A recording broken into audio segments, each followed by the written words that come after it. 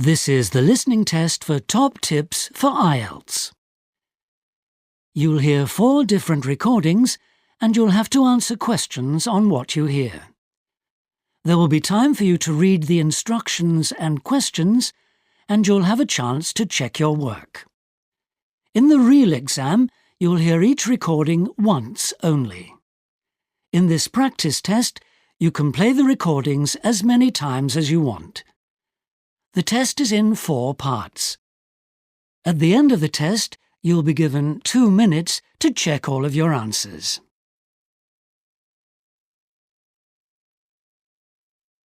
Part 1. You'll hear a woman telephoning a job agency about temporary summer work. First, you have some time to look at questions 1 to 7.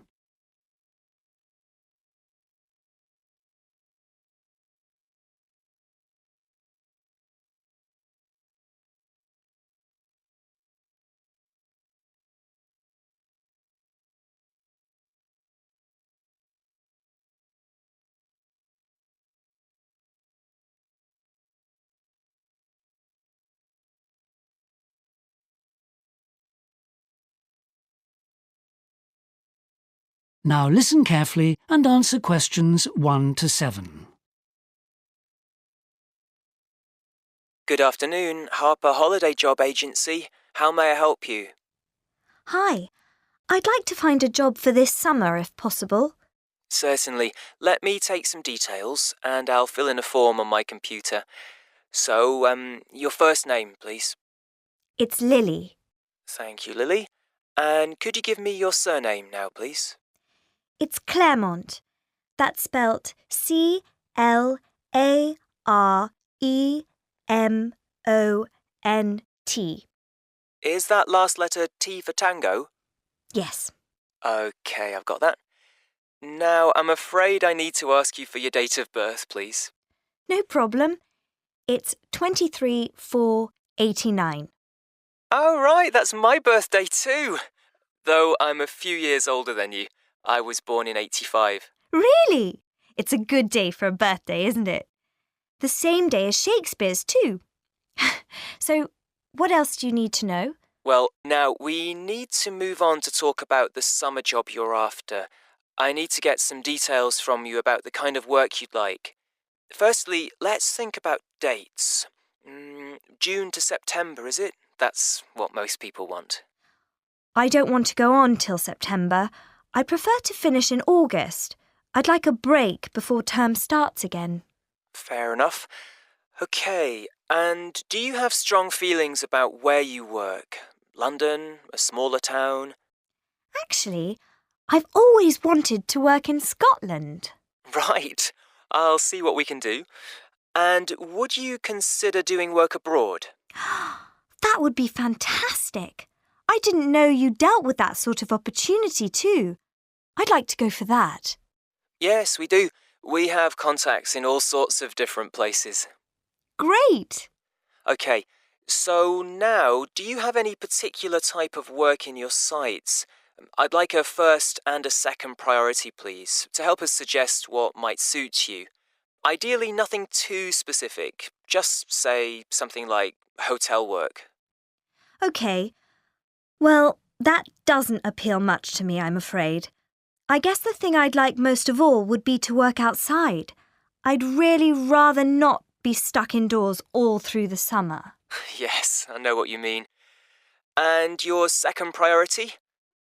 Teamwork, perhaps? Lots of people your age prefer that. Yes, I'll go for that. I was going to say well-paid work, but in fact, money probably isn't as important for me as other things. Right. Before you hear the rest of the conversation, you have some time to look at questions 8 to 10.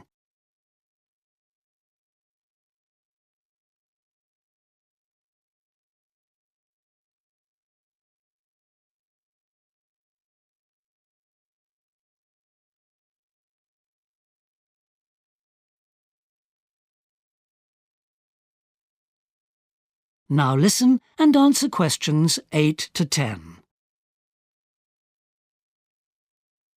Now I need to find out a bit more about you and what skills you could bring to a job.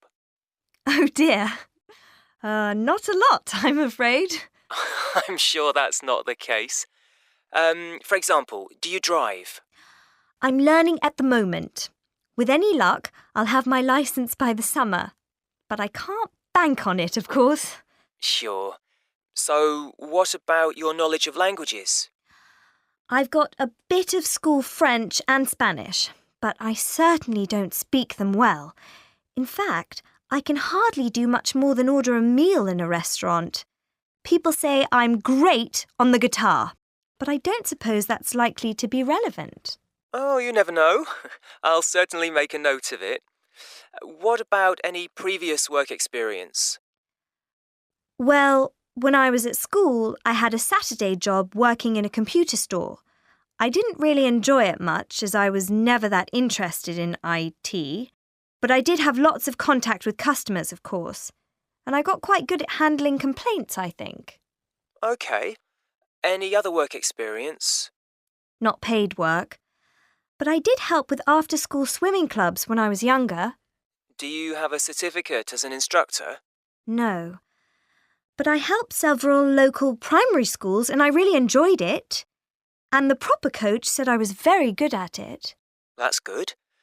OK, that gives us quite a lot of good stuff to go on. Let me have a search through our database and see what we can find. There should be something. That is the end of Part 1. You now have 1 minute to check your answers to Part 1.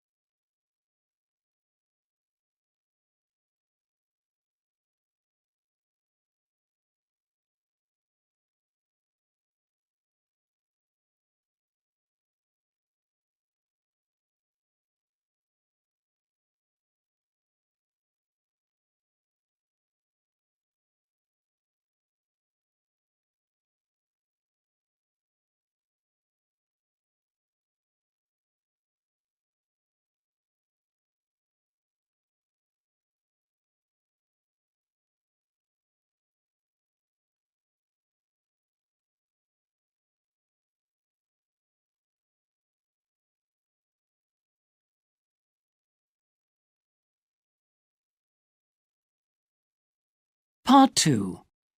You'll hear a man giving a talk about a local community centre. First, you have some time to look at questions 11 to 15.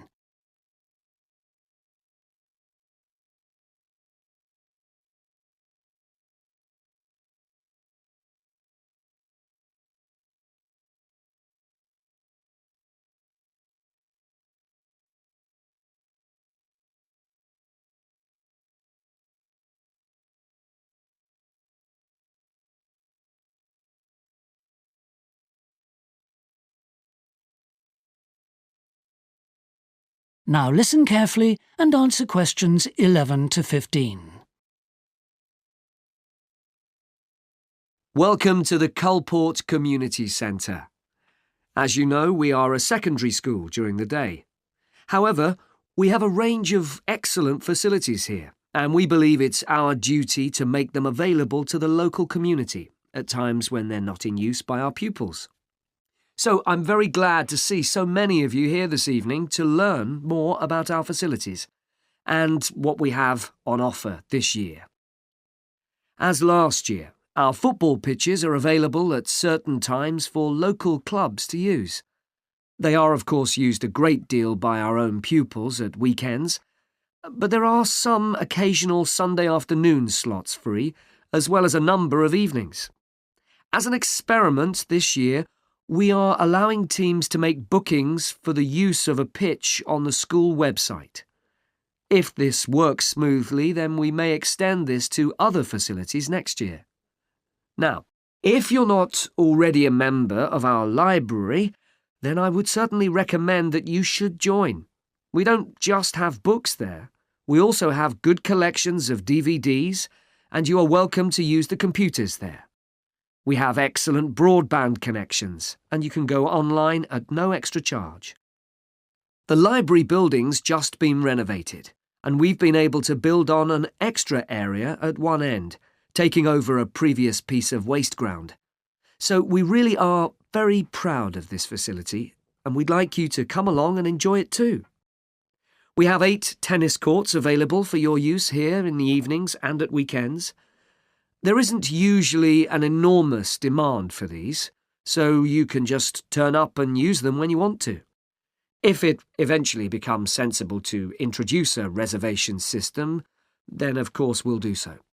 Our large school hall is popular with local drama clubs and has also been extensively used by various clubs and private parties for a range of social events. It can be booked for use just on Saturdays and Sundays. We don't charge for this, but do invite users to make a small voluntary payment to a local charity. This year, the school is giving particular support to sports for the disabled. Finally, our computer lab. As well as the computers in the library, we have a dedicated computer lab with 20 of the latest machines. We normally open this to the public at weekends. However, this term, it's going to be very heavily used outside school hours by pupils who are working on updating the school website. So we won't be opening it up for public use again until next term. Then we plan to run a range of classes in computer skills. Some of our older pupils will be acting as tutors on these courses. Before you hear the rest of the talk, you have some time to look at questions 16 to 20.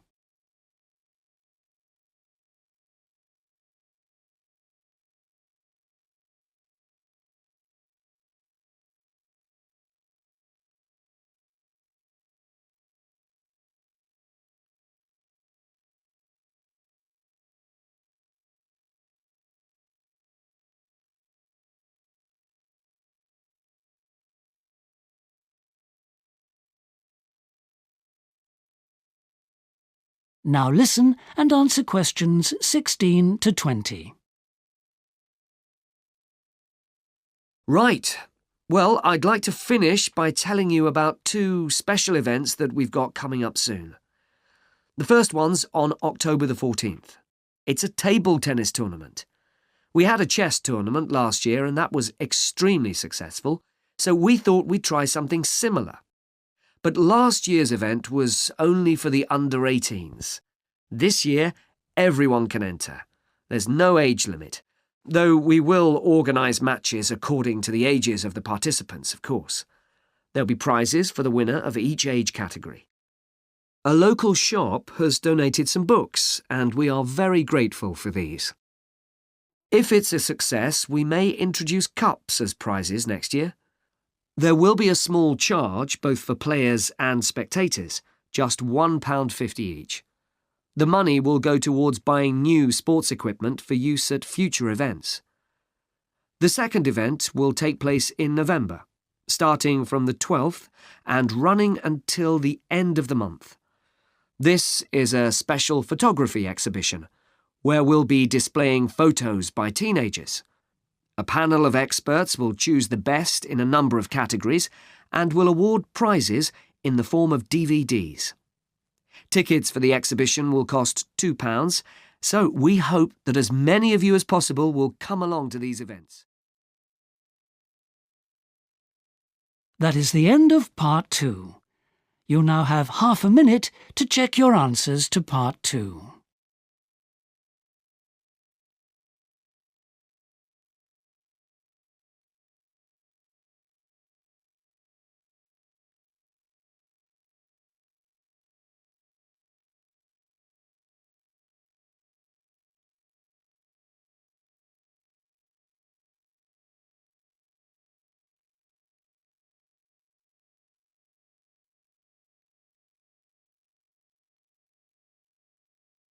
Part 3.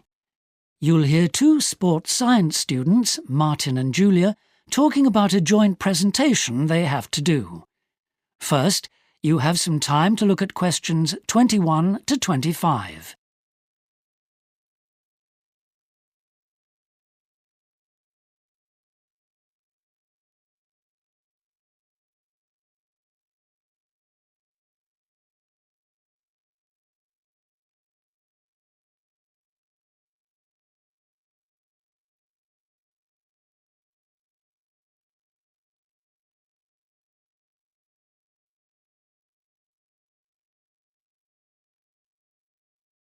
Now listen carefully and answer questions 21 to 25. Hi, Julia. Have you got time to work on our joint presentation? Hi, Martin. Yes, I'd like to get on with it too. We need to be clear about who's doing what for a start, how we'll share the work. Well, last time we met, we pretty much figured out who was going to cover which section as far as background reading goes. But what's going to be tricky is making sure that the presentation comes across as one piece of work. Exactly. There's a real danger that it'll come across as bitty. We'll have to watch out for that. But we are going to do half and half when it comes to presenting it, aren't we? Sure. And for the delivery, we've got half an hour. OK. And as we've chosen to do an introduction to sports science, we only have to focus on key points, don't we? Yeah, we don't need to go into detail, so we should have enough time. But we've got to bear in mind that we're giving the presentation to students coming to a university open day to find out what sports science is about, not to people who already know a lot. Yes, and some things will be easier to communicate than others. Yes, I suppose so. And you know the bit I'm doing on biomechanics? I really want to do a bit more research on that.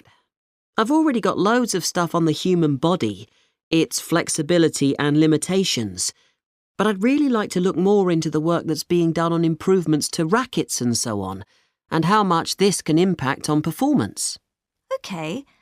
And do you want my notes on the importance of the environment on sports people? Yes, please.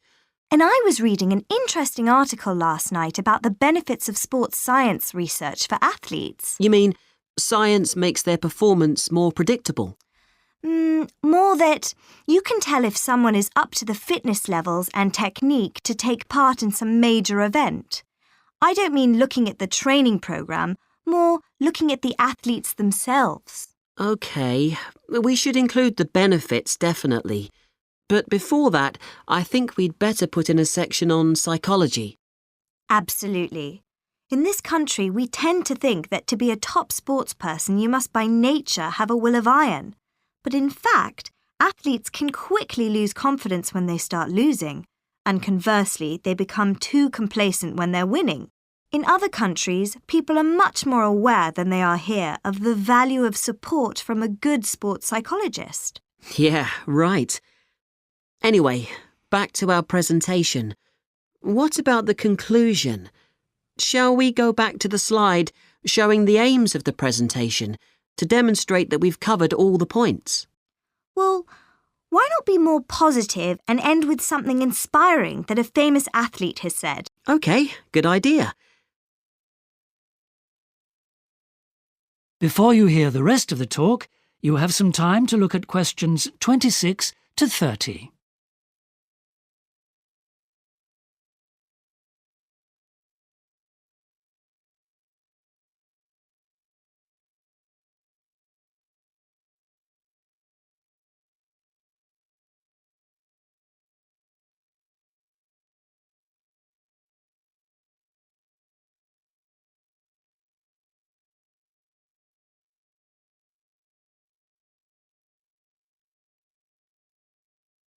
Now listen and answer questions 26 to 30.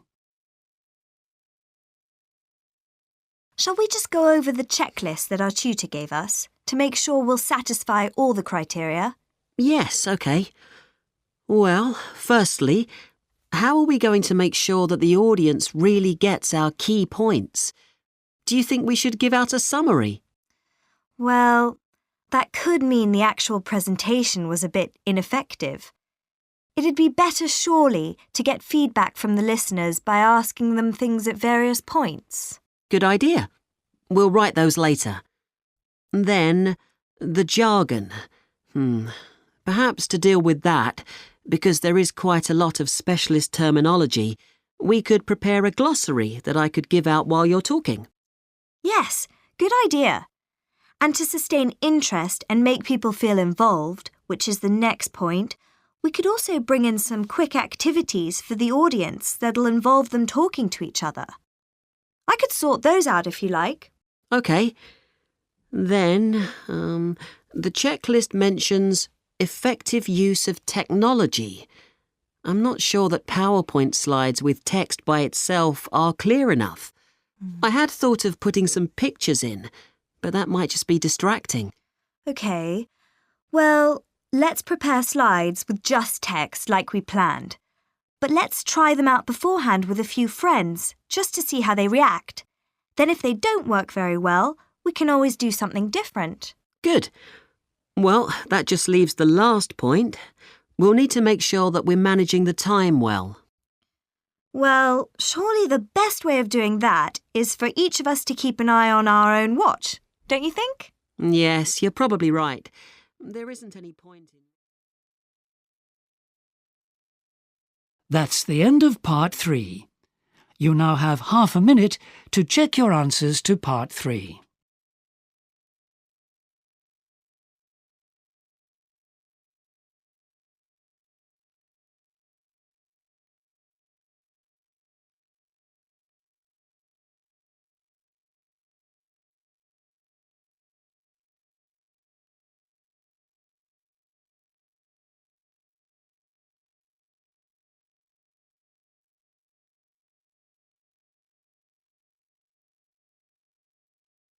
Part 4.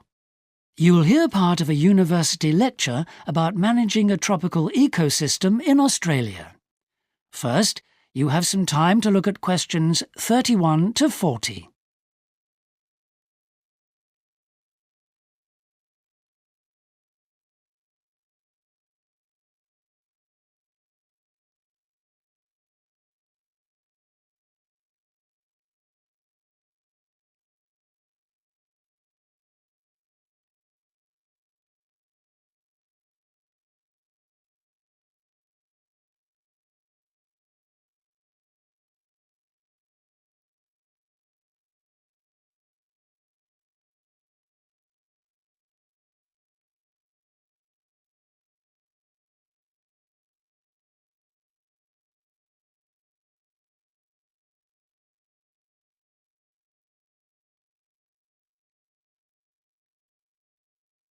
Now listen carefully and answer questions 31 to 40.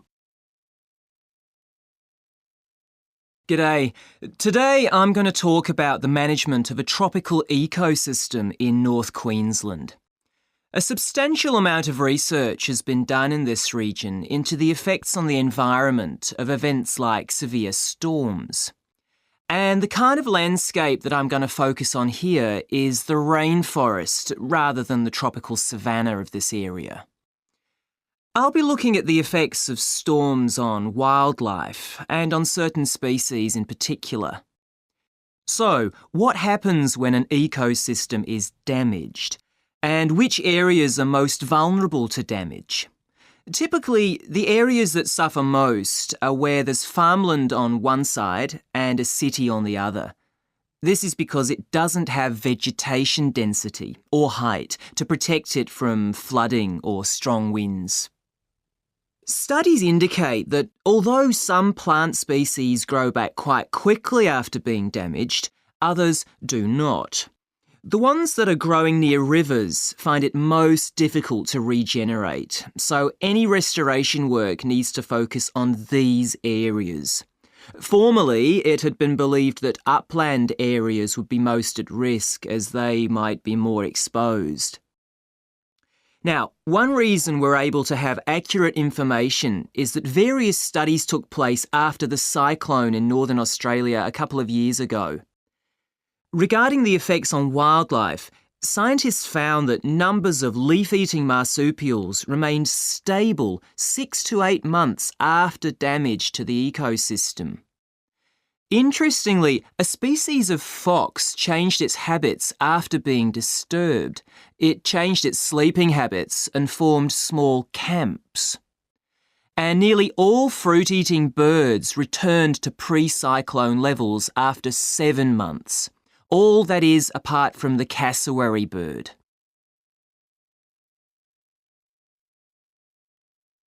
Cassowaries are an endangered species of flightless bird. Research shows that after a storm with very high winds, These birds were driven by a lack of food to wander out onto highways.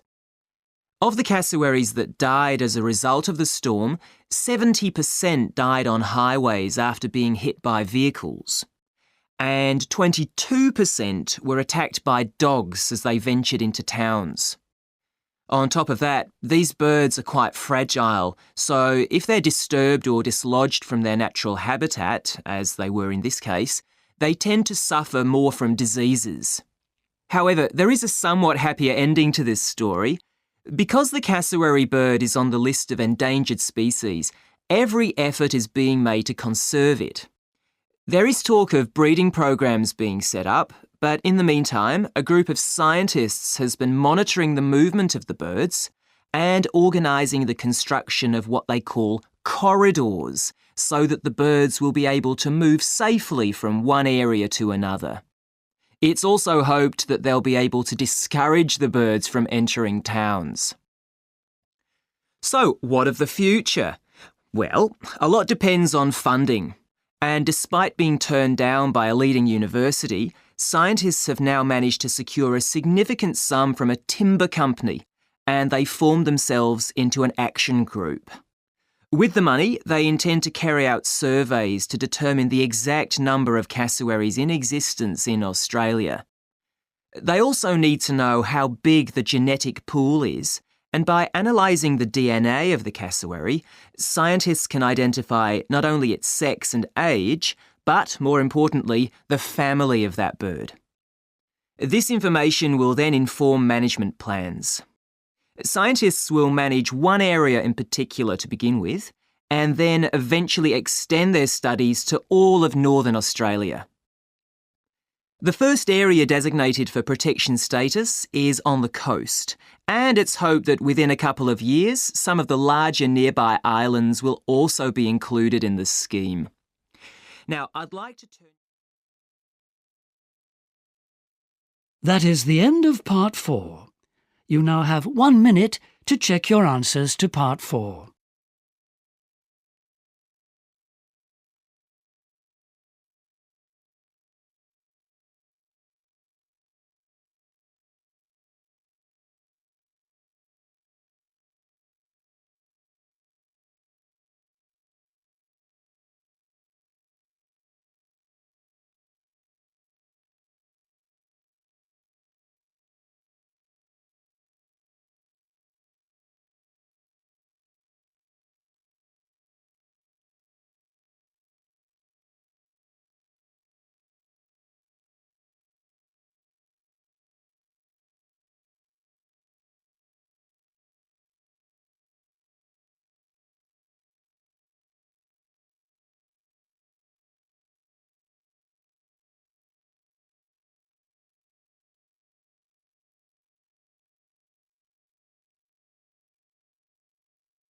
That is the end of the listening test.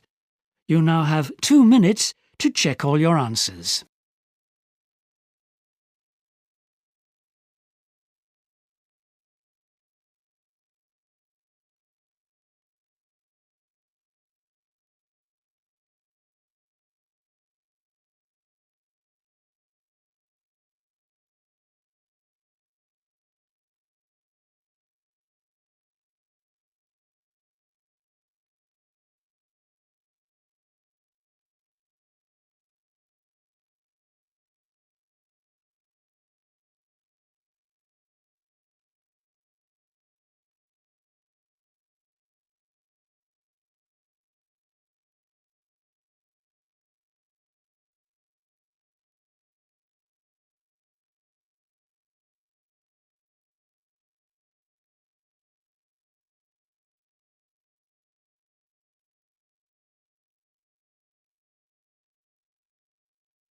You have 1 minute left.